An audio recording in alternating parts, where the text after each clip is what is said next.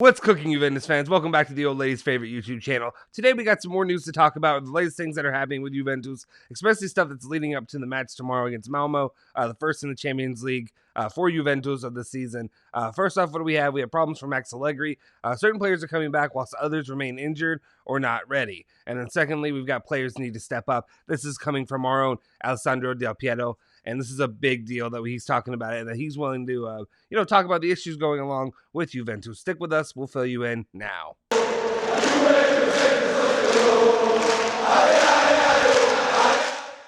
Ciao ragazzi, welcome back. You're in the Bianconeri zone. My name is Justin Sofro. Today is Monday, September 13th, 2021. And before we do anything, go ahead and hit that like button. Smash that subscribe button if you're new to the channel. If you've just joined the channel, go ahead and hit that subscribe button. Join our community. We'll be here through the rides, ups and downs that we're going to have as Juventus fans this season. Hopefully those ups are coming back soon. But anyway, let's just get into what we're going to talk about today. We got to talk about, basically, Alessandro Del Piero had some comments to say about Juventus and the stuff that they're going through right now. So let's just go ahead and get into it. First off, he said, basically, his message was players need to step it up. Step it up big time. Del Piero said, I like Allegri. I think he has clear ideas. He can't work miracles because he's the first to know that Juve's problems couldn't be only fixed with the new coach. There's a lot of work to be done in the locker room and on the pitch. The problem is to actually get to the final and not repeat the last 3 bad seasons in Europe. Right now, we just need to aim to go as far as possible.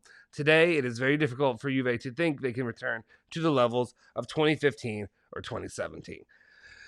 Exactly. One of the things I would say is, yeah, there have been 3 bad seasons in Europe. Sorry, I saw you said 3 bad seasons, and I was like, 3 bad seasons overall. And I mean, yeah, you could argue that even as Juventus fans, even winning the Scudetto in 18-19, or not 18, yeah, well, we did win it then, but 19-20, you could still argue that that was a bad season overall. But yeah, the last 3 bad seasons in the Champions League of not really finishing where we want to finish, at least to get to those levels, and hopefully one day win it.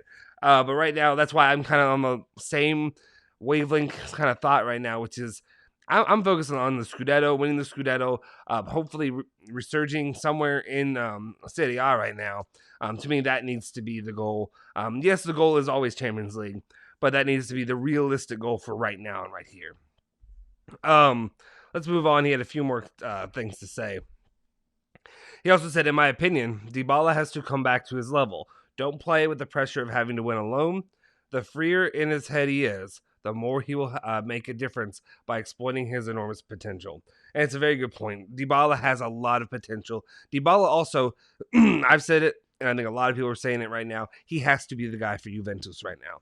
Ronaldo left. You are literally the most lethal player we have out there. When you're clicking on you're on top of your game, you are probably the most lethal striker we have right now.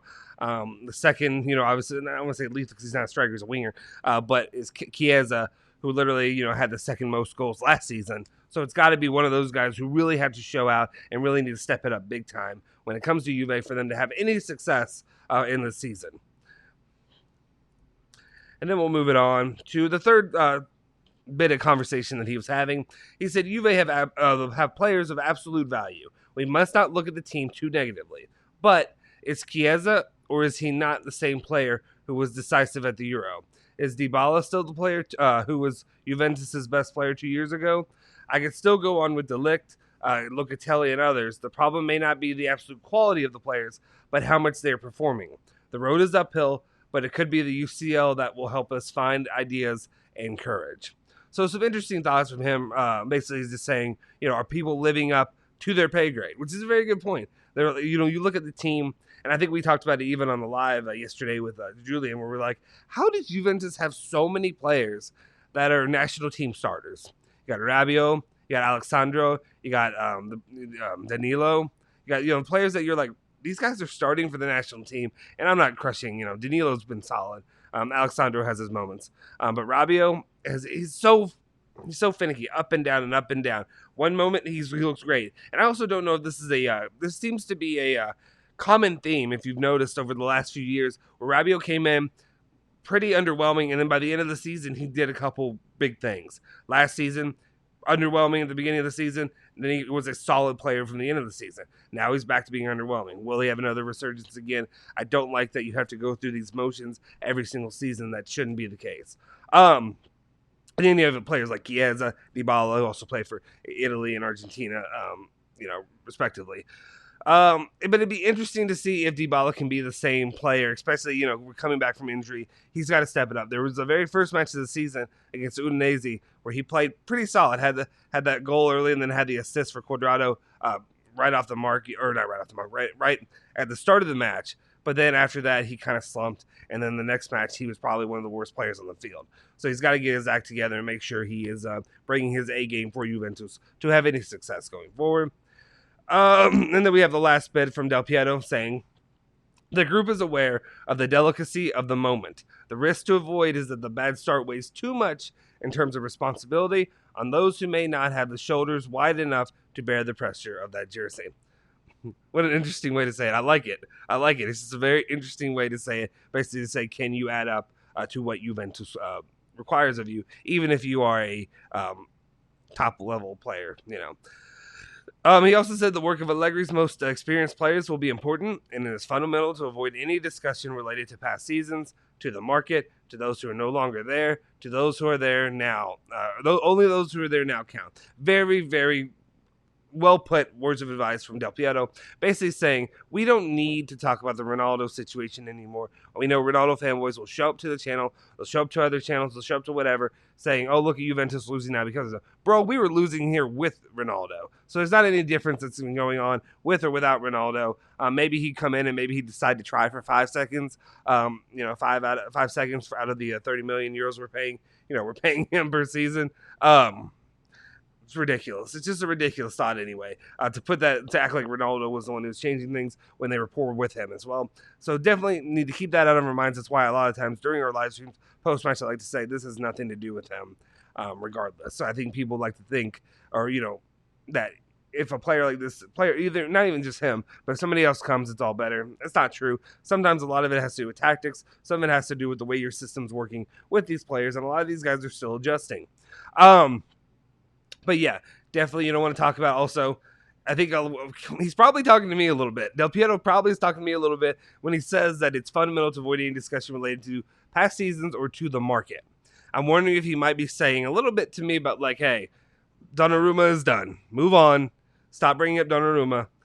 It's done. It's a done issue. We have to move on from that if we need to focus on the season. Of course, nothing I say matters to the team. They're not watching my videos. They don't hear me. They don't know anything about this. But at the same time, when more and more of the fan base is saying this, it's sure to beginning to tech eventually. Sure, he's going to hear murmurs that people aren't happy with him, and of course that they wanted Donnarumma instead of him. So it's only going to set up for worse play. But again, I'm not telling you to go out there and go cheerlead these guys. That's not our job. You get paid the money, big boy, not me. It's not up to me to make sure you're doing well your job and performing your job. I don't need to be the cheerleader out here, but I will tell you how I feel. And then also he said, he says it's a fundamental to avoid any discussion related to past seasons. I wonder if maybe it's him talking about basically people trying to relate this team to the one of 2015, 2016, is that what it was? That season where they made a comeback and won the Scudetto. Maybe it just feels like you're putting too much pressure on them right now, and maybe this team's not up to snuff when it comes to, and the Lakers really got some magic to work, to get us to a top 4 finish. We'll see. Maybe I'm all doom and gloom. Maybe that's just who I am, but that's just how I feel personally. But I like what Del Piero was saying. Anyway, let's move on. The other topic of the day that we really have is Chiesa is still not ready to play. Gazzetta dello Sport's reporting there's no injury for Chiesa, but he's still not fit. Allegri hopes to have him back for Milan. So, see, this is a show that's super positive. It's going to make your day happy, and you're going to be excited going into MALM0 and whatever have you. No, I don't know. I don't know what to say at this point. The reason I'm like more frustrated with, not with Chiesa, but with the issue of not playing him, it just doesn't make sense to me because it was described as a knock. And like I said, I had to ask Julian because I never really got a knock per se when it comes to anything, injury wise. But he was basically saying anytime that he had a knock, you just go out there and you play. You're fine. You have to deal with it. It's maybe a little bit whatever, but you're fine. So I don't know. I don't know what to take from this. Yeah, you don't want Chiesa to get injured because he is, quote unquote, maybe our best player, maybe our second best player, whatever have you.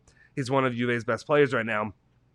But if we keep seeing results like this and he's still on the bench, fans have to be frustrated. That's going to build the frustration, the whatever have you. It's going to continue to build. He's got to get out there and he's got to play. Especially if you're not diagnosed with an injury. That just doesn't make any sense to me. So anyway, let me know your thoughts in the comment section down below. I understand also not wanting to hurt him for the future of the season, but at some point you're going to need to come back and play, my guy. We need you at this point.